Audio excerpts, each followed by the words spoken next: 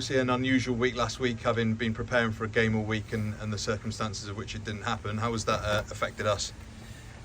Oh yeah, it's a bit of a shock, and obviously real sad for Jersey and what's happened over there for their supporters, players and staff. But yeah, for us it was a time maybe to freshen up some of the bodies, so we were creaking a little bit in the second row area, but that's given us another week to freshen up. We got a decent day out yesterday. Obviously without the game we were able to go a bit harder yesterday, and yeah, the boys are in a good spot. And obviously in terms of the Premiership Cup itself, the result probably doesn't make much of a difference to how we're going to look at the end of the competition, but obviously raring to go and get back into action this week now. Yeah, I think with London Scottish, like most teams, they've sort of got more cohesive and they've had a more influx of the Quins players now, you can see that. And yeah, they're going to be a good test. I think it's going to be a true championship test. You've seen the Donny result at their place, quite a close one. And they've got some, really good individuals, some talented players there. So it's going to be a big test for us this week. You spoke there previously about us freshening up the squad a little bit. We've pretty much taken the same team that we would have done playing against Jersey at home to London Scottish. Was that always the plan, to play the same team, or was it just the boys haven't had the minutes now? Yeah, it's been more about minutes, to be honest. Just so everyone's had a chance to put their hand up. Obviously, looking at Matt back on the wing, he's had some game time at 13 and wing.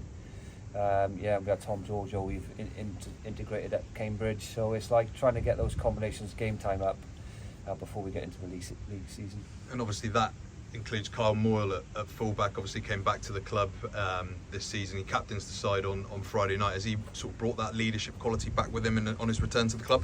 Yeah, massively. He has.